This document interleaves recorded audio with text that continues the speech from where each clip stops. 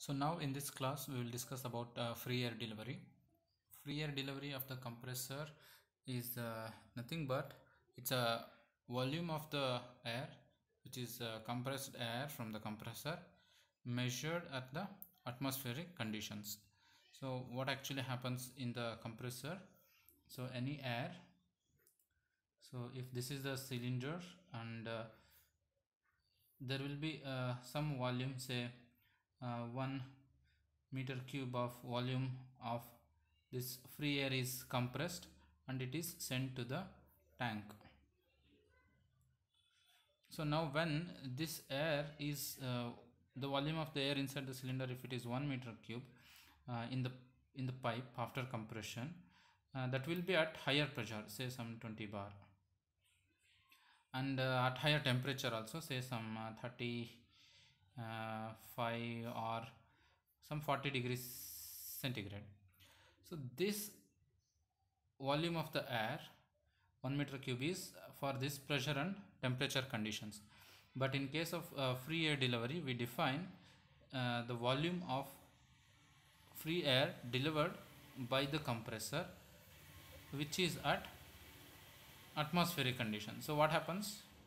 This 1 meter cube and 20 bar and 40 degrees centigrade, if it is brought back to 1 bar atmospheric pressure, it expands little bit and there will be a different volume slightly.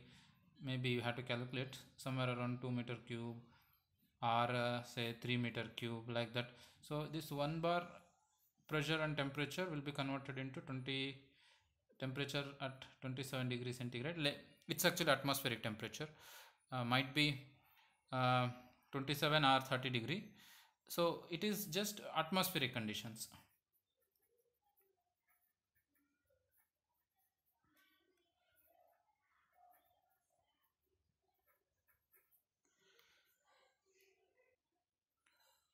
At atmospheric conditions. So this is called free air delivery. So generally the volume of the fluid that is coming out of the cylinder is less than what is desired. Desired means if this is a 1 meter cube, the cylinder volume, then we expect 1 meter cube volume coming out from the cylinder. But this will not happen because of three reasons. We already know these three reasons which we have discussed in the previous video. That is, one is because the walls are present and these walls will not allow complete intake of air into the cylinder. The wall will not allow a complete entry of the air into the cylinder because they have a tendency to close very early and open little late.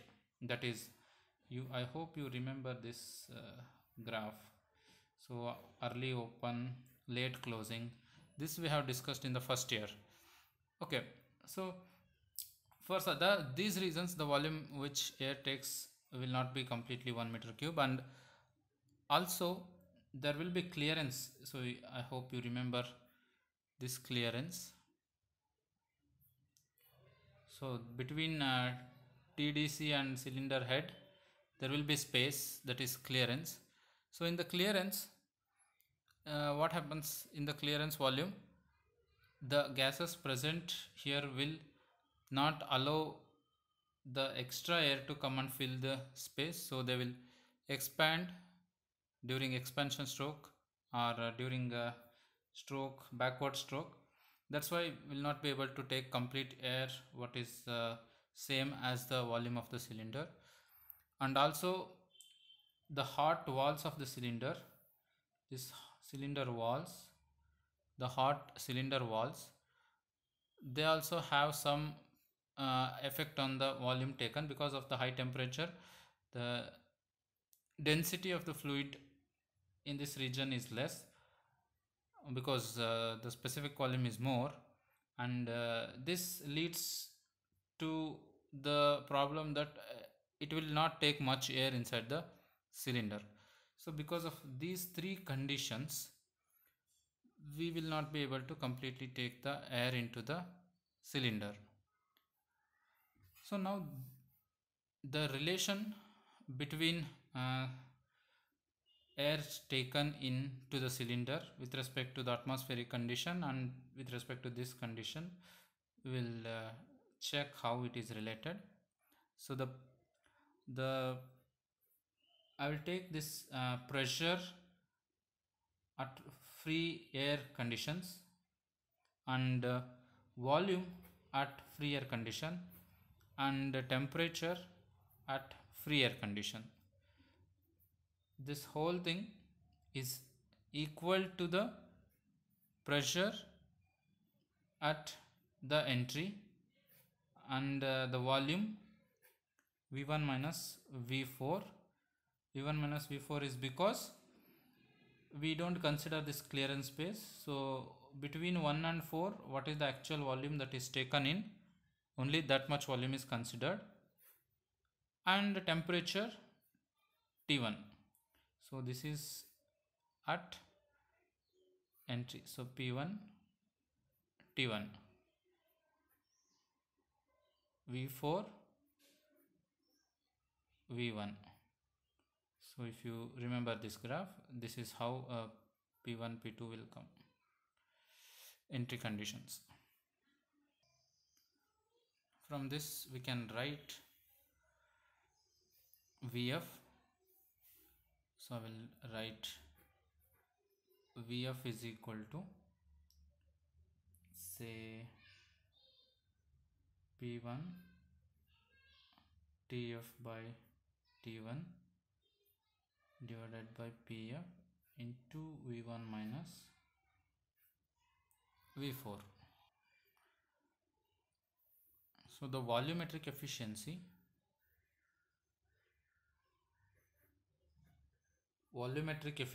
is equal to, what is volumetric efficiency? Volumetric efficiency is actual air taken in divided by volume of the cylinder. Actual air taken in by the fluid to the volume of the cylinder. So volume of the cylinder is up to V4 we will consider, but with the clearance we will consider Vc. So this is geometrical value, but this is actual value. So we have to consider volumetric efficiency, we have to consider the geometric value of the cylinder volume. That means this one, cylinder volume.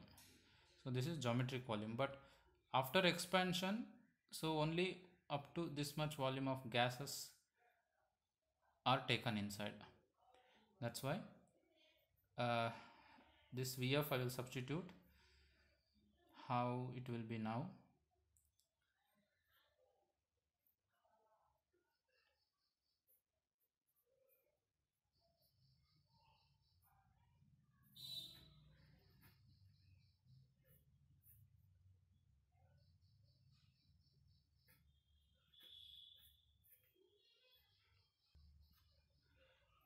Later I will write this volumetric efficiency for free air delivery condition, that we will write overall volumetric efficiency. This is overall volumetric efficiency or free air delivery air volumetric efficiency, which is P1 T1 by Pf T1 into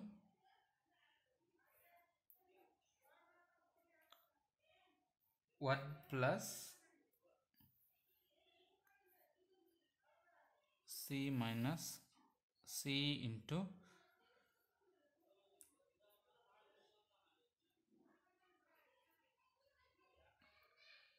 P2 by P1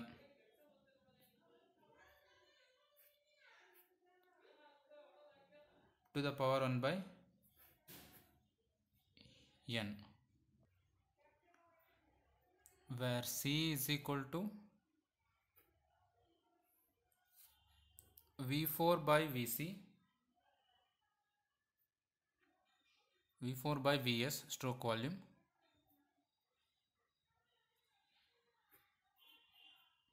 and Vc is equal to V3. And here this is same as normal volumetric efficiency, which we have derived in the earlier video. So C is Vc by V5, Vc is equal to V3. Then one more condition, if we use V4 by V3 is equal to P3 by P4 to the power 1 by Ne. So we'll get this value. This is about free air delivery. Now we will discuss about multi-stage compression. Before that, we should know what are the limitations of single stage.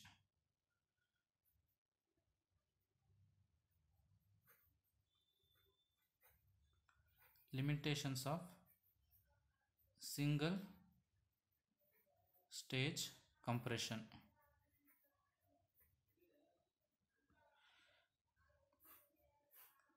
So limitations of single stage compression.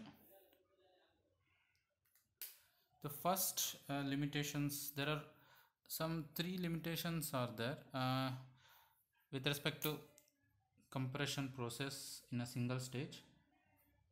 First, you should understand generally the pressure ratio is P2 by P1. So P2 by P1 is the pressure ratio. If this P2 by P1 is more, that means the cylinder has to compress the air to higher pressure. Then there are 3 cases. One is the pressure, if it is high here, there is a more leakage through the compressor cylinder and piston gap. Then that is the first problem. We can say if high delivery pressure is there and there is a fluid losses will be more. And then second, we can say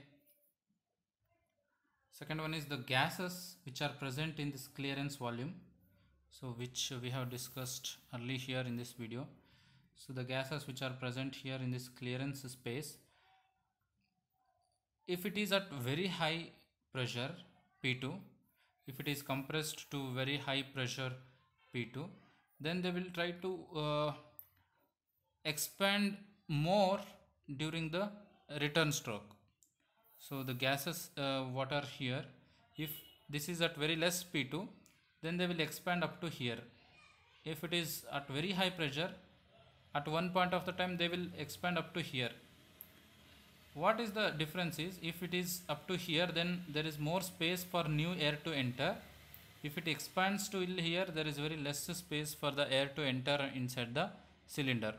That's why we have a disadvantage of pressurizing the fluid after compression. So we cannot have high pressure compression. Then because the P2 is very high, the machine design or machine components, the power required, everything will be more. So we have to design it such a way that we need to have more work done on the fluid. The volumetric efficiency will also come down. Here we see the complete 3 different limitations what we have seen in single stage compressor. So normally if P2 by P1 is 7 bar and above, it is preferred to go for multi-stage compression, and we will discuss what is a multi-stage compression and how it is beneficial to us. So we will now discuss about multi-stage compressor. multi-stage compression. Before going to multi-stage compression, what is actually happening in the single stage compression? So I'll divide here and I will explain a brief PV diagram about single stage compressor, that is first suction, compression and expansion. So here, if you can remember that compression can be done in three different ways: isothermal process, then adiabatic process, then polytropic process. So one is temperature constant, one is entropy constant, and other one is both the temperature and entropy varying. This is in case of single stage. So what we know is, for isothermal work, that is at constant temperature work, compression work, the work required is very less. Compressor work required is less compared to other two types of processes. So hence, what can be done here is, we can have different methods to reduce the temperature. This we have discussed. In order to reduce this temperature, whatever the temperature that is rising from constant temperature to some point P2, from T1 to T2, this temperature rise can be reduced by absorbing the heat by cooling. Cooling can be done with the help of water spray or water jacket or using fins. This is in case of single stage. But there is one more efficient way to make this isothermal process, by using multi-stage compression. Multi-staging is a process where the gas is compressed in multiple compressors in stage by stage before it is delivered to the final pressure. So first, if it is assume initial pressure is say some 10 bar, and it is asked to compress to say some 30 bar or we can say 40 bar. So if I make this as 40 bar, instead of compressing the whole thing from 10 to 40 in one stage, we use intermediate stages where 10 is compressed to 20, then 20 is compressed to 30, then 30 is compressed to 40 bar. So these are compressors. Okay, there are three compressors. So you can imagine like that. So this is called multi-staging. So during this multi-staging process, what we observe is, there are so many benefits that we get from multi-staging. One is, first thing is, intercooling is possible. Intercooling is possible. I will draw the proper diagram and I will explain this multi-staging. So let us consider we have two compressors. This is first compressor and this is second compressor. So between these two compressor, we have, this is cylinder and piston. Here also this is cylinder and piston. The remaining arrangements is not much important here now. So only thing what we have to see is inlet, air entry at P1 and at temperature T1 is made to pass through the cylinder, and we will get output as P2 at temperature T2. And this will be next passed through something called intercooler. So where a cold water flows and takes away the heat. So here it flows and takes away the heat. It may be water or any fluid, oil or any coolant or refrigerant, whatever may be, but it takes away the heat. So this is Q out. So heat is carried out. This is called intercooler. This whole part is called intercooler. Then we have a condition, output condition here, P3 and T3. So this is constant temperature heat reduction. So heat is taken away from the fluid. We will get, after compression we will get stage P3 and T3. This is second stage, this is first stage. So this type of compression system is called multi-stage compression. We can compress air in this compression process in any number of stages. Like again, this cylinder can be connected into one more cylinder and we can raise little more pressure ratios. Like that, slowly we can continuously in series we can connect compressors till the pressure it reaches the desired pressure. We can say till it reaches the desired pressure. So this is what we see about multi-stage compression. Next we will see how PV diagram comes for this multi-stage compression.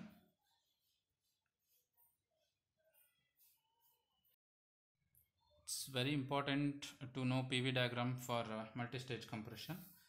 So I'll draw the diagram like this.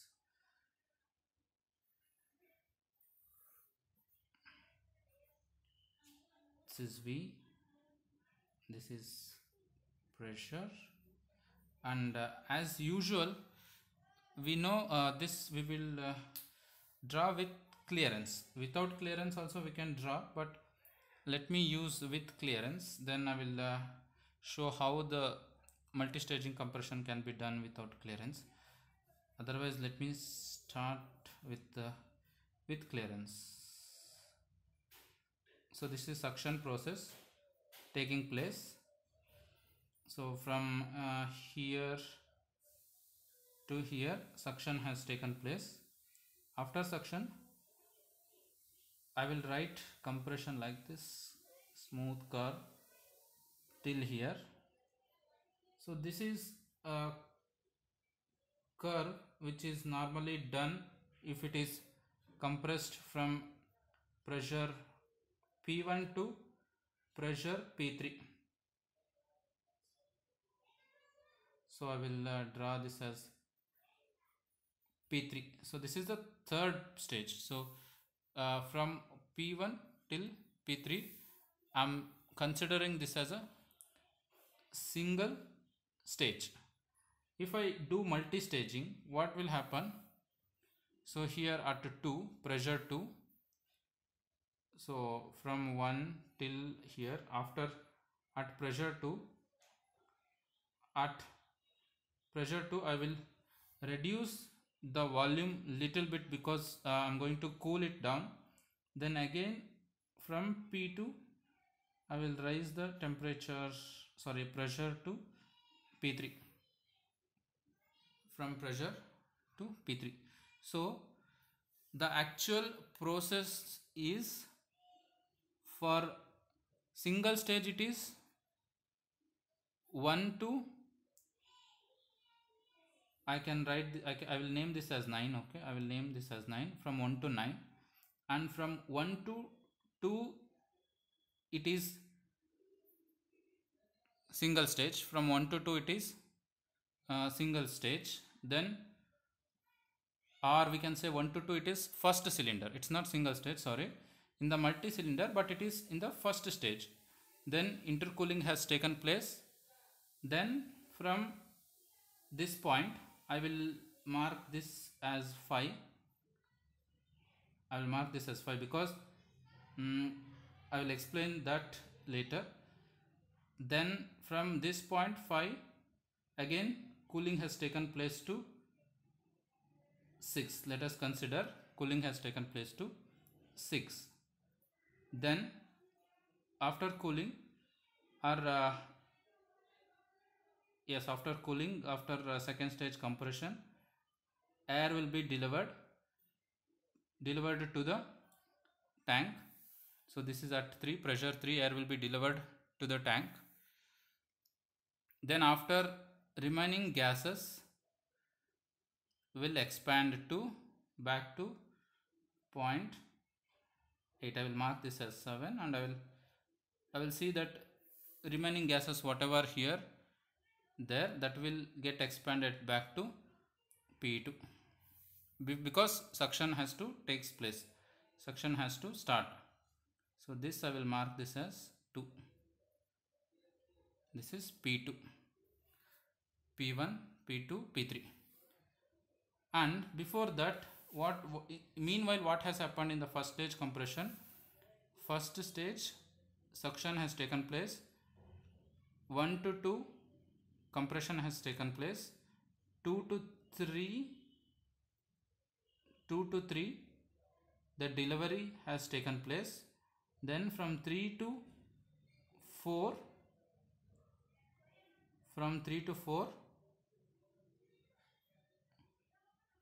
so let us take this as a 0.3. so P2. So this is a straight line, we'll draw a straight line like this. So 1, 2, 3, 4 is compression in single stage. Meanwhile, due to the intercooling, we see that the gases has been compressed from P2 to 6, that is from 5 to 6, that is from P2 to P3, from P2 to P3. So the pressure ratio will be P3 by P2. Here pressure ratio is P2 by P1. So why this point is important here now? Because the gases whatever is compressed has to follow the law, that is isothermal process. So what we have done, instead of compressing like this, we have reduced little bit temperature, volume. Actually we reduce the temperature, so we will get a curve like this. So the curve, instead of reaching from here to here, it has reached here. So I can connect this point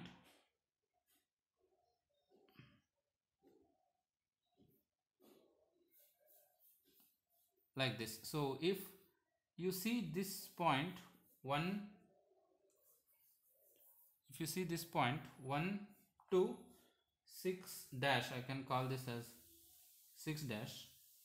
So from 1 to 6, this red mark what we see is isothermal process. It's an isothermal process.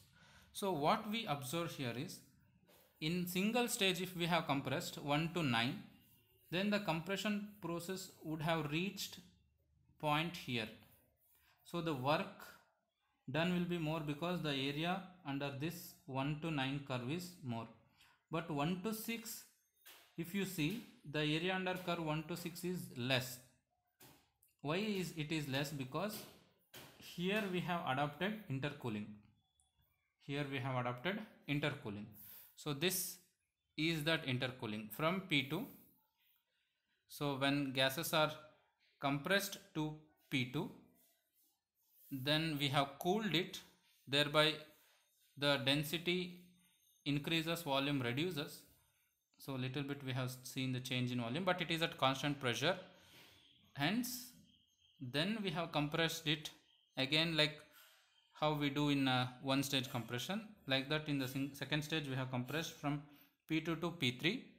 Then from pressure at P3 it will be discharged through the tank, and this curve what you see is representing the clearance volume. So that is because of the presence of clearance volume, the gases will expand. This I have already explained you while explaining the in the video lecture where we explained about the clearance volume. So if I have to draw the same graph without clearance, for your understanding purpose, let me write that figure.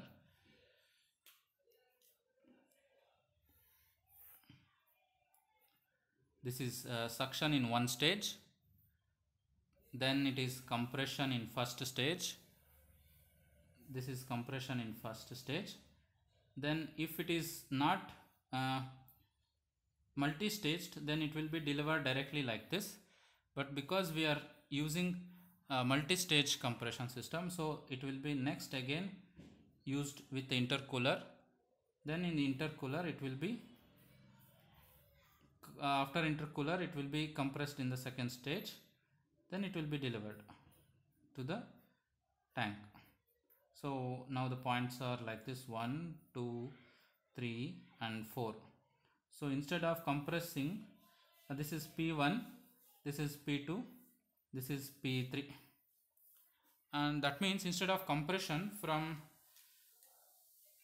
1 to 4 somewhere like this, we have compressed 1 to 4 like this. That means there is a small change in area under this graph. So this is representing that work required to compress in multi-stage for a given pressure ratio. It is not P3 by P1. Yeah, it is actually for P3 by P1. So work required to compress between P3 and P1 in multi-staging is less because we are using intercooling here. So if you take this only stage pressure ratio, it is P3 by P2. This is P2 by P1. This is stage pressure ratio between single stage. So this is about multi-stage compression. So this is multi-stage compressor. This is indicator diagram for multi-stage compression, and we have a indicator diagram for multi-stage compression without clearance.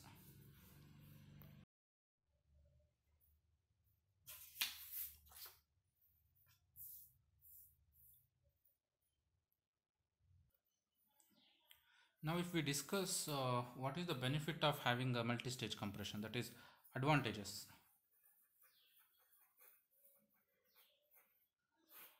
So what are the advantages of multi-stage compression? So to say the advantages of multi-stage compression, there are many such advantages are there. That there are some major advantages. What I can say are, we can have a very good pressure ratios. So we can have a very good pressure ratios, that is P2 by P1 is good. Then second one is, because we have a cooling system, the efficient intercoolers can be introduced, and then we can get very good work done. That means what do you say, that input work done is very less. I can name this like work required is less. So this is input work is less. Then third benefit is, sorry, this is not P2 by P1, this is Pn by P1. That means final stage of compression to starting stage of compression. Then because in each stage, the pressure ratio is less, in each stage pressure ratio is less, the leakage is also less. So because leakage is less, we can see there is a good volumetric efficiency. Then we can see the balanced torque can be obtained. So there is a uniform torque or balanced torque can be obtained. This is because once the torque by one cylinder is upwards, then we can see the other cylinder has a torque in downward direction. So each opposing torques will balance the shaft, then we can see little bit less vibrations and also uniform torque on the shaft. Otherwise what we see is, during compression process there will be very high torque, during suction stroke there will be less torque.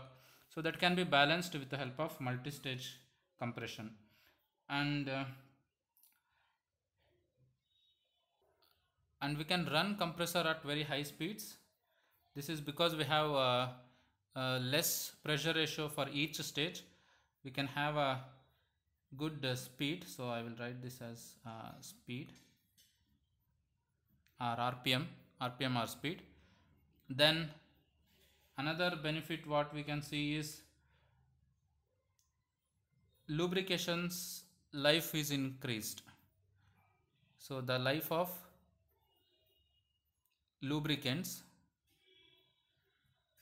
is more because the temperature is less. As we are cooling it, efficient cooling is done, the life of lubricants will increase. And also cylinders can be made with lighter weight. So the whole component or structure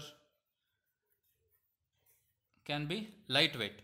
That is one more benefit what we get from having a multi-stage compression. This we should I request you all to remember this benefits of the multi-stage compression. Now we will get the work done by the compressor when it is used with the multi-stage compression process. For that we have this is first stage compressor, this is a second stage compressor.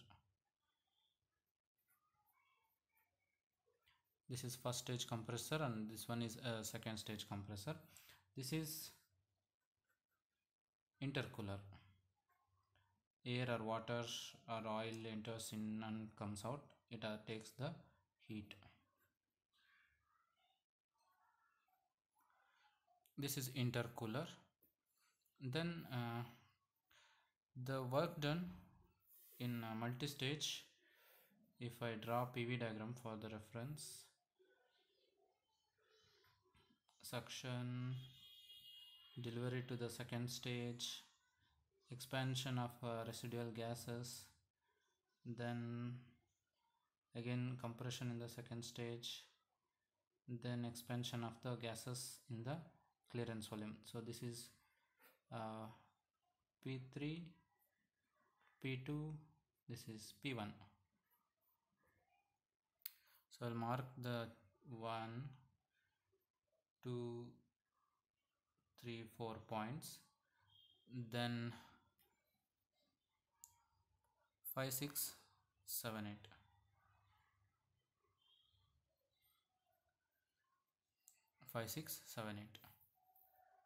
So with this numbering, what we can write is work done W is equal to W low pressure compressor plus W high pressure compression system. Otherwise it's a low P and this is HP, high pressure compression. So what we can do now with this equation is, we know this equation, right? N by N minus 1 P1 V1 minus V4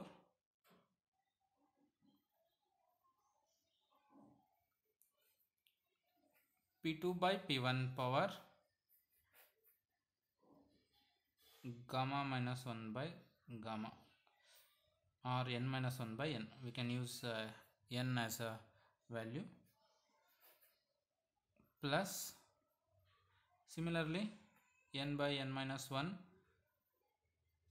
P2 into, so for the second stage, P2 into V5 minus V8. So this is the volume that second compressor will deal with.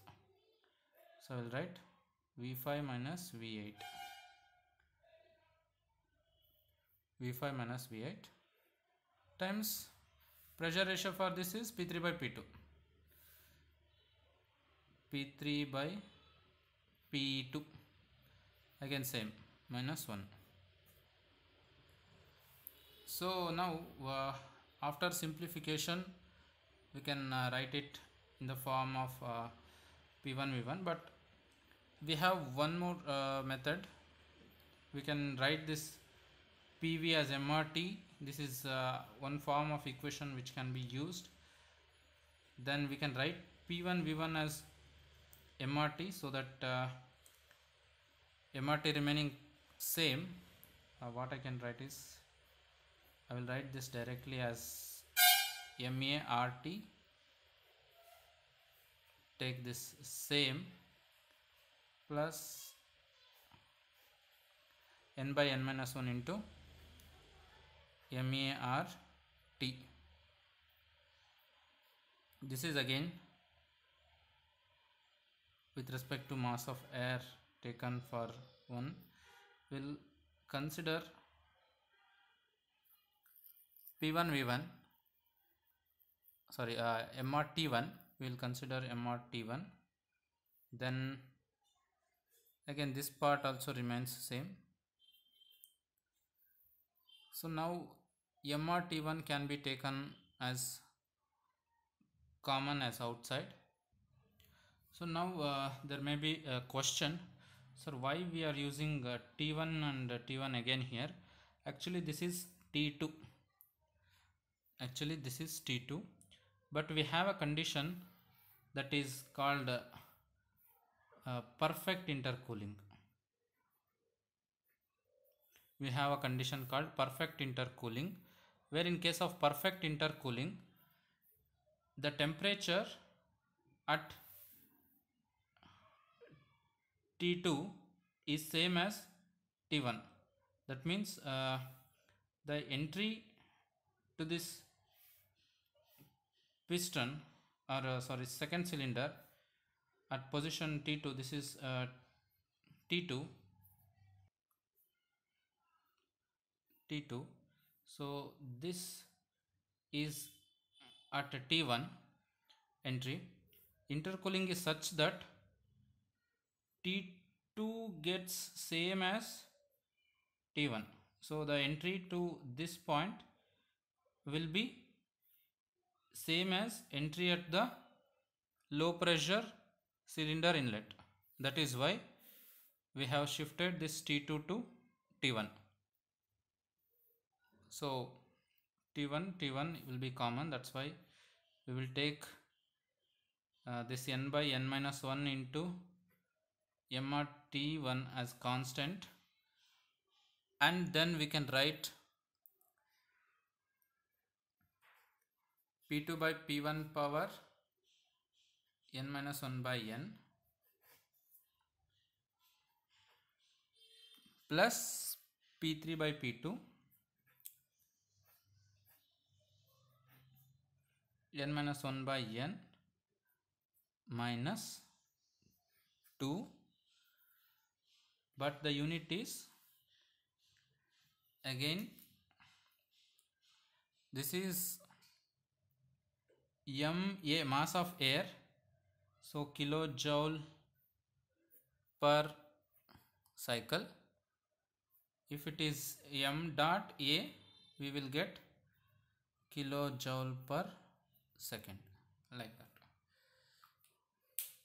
So this is the equation for work done in case of multi-cylinder with perfect intercooling. This is important condition, otherwise T2 cannot be equal to T1 with perfect intercooling.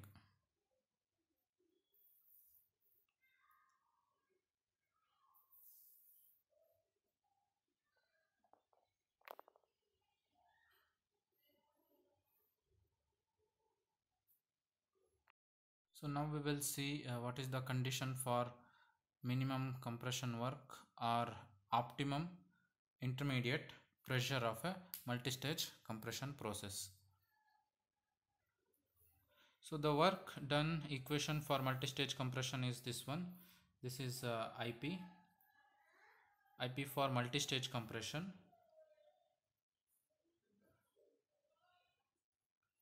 with intercooling. This is actually perfect intercooling. But if I have to get a minimum work, and what I should do is I should take a minimum equation, that is differentiation of that equation, equate it to 0.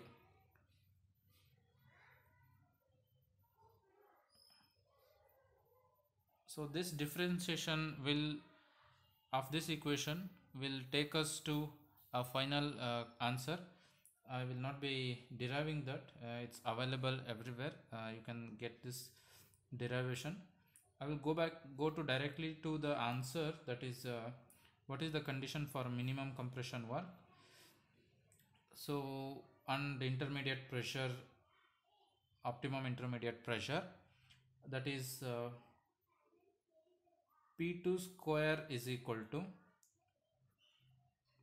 P1 and P3. This is for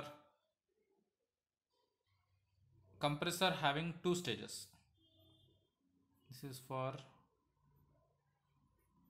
two stage compression. P2 square is equal to P1 into P3. I can modify this equation as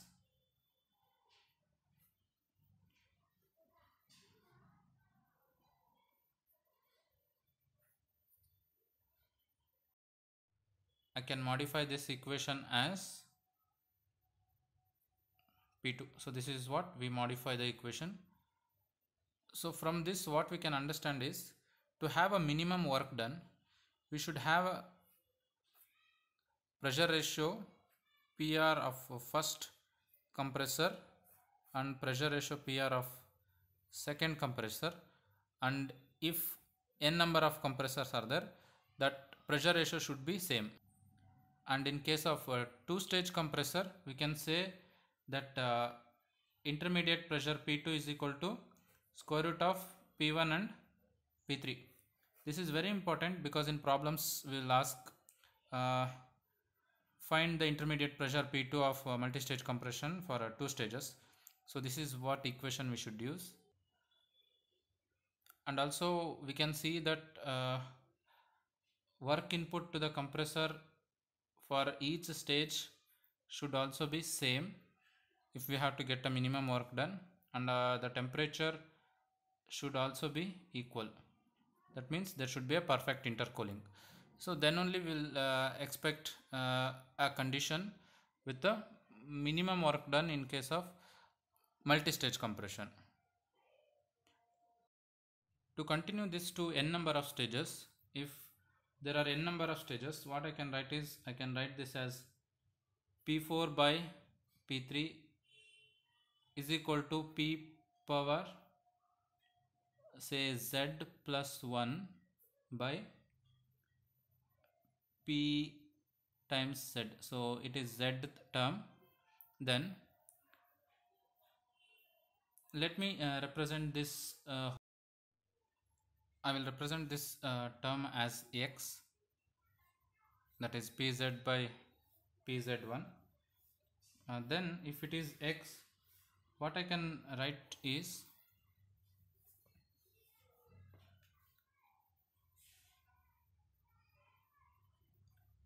P2 is equal to X times P1. So if I take P2 by P1 is equal to X, then I can write P2 is equal to X into P1. So here P2 by P1 is equal to Pz1 by 1. So that is X. I will write P2 is equal to X times P1. Similarly, I will write for further terms.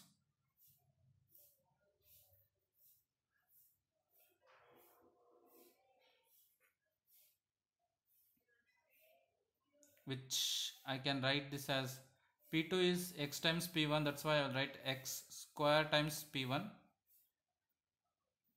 In that case, I can write as, so I have written for nth term, that is Z plus 1 is equal to X power Z into P1. That's why if I modify that as to the X power Z, that is we can write it as P of Z plus 1 by P1, and hence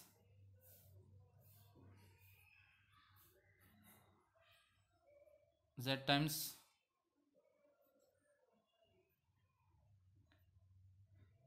P of z plus 1 by P1, which is equal to pressure ratio between, for nth term, it's a pressure ratio between final stage and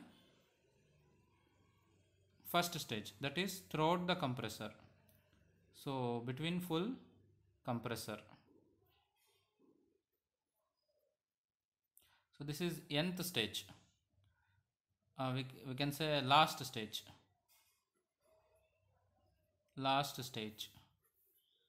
And this is first stage.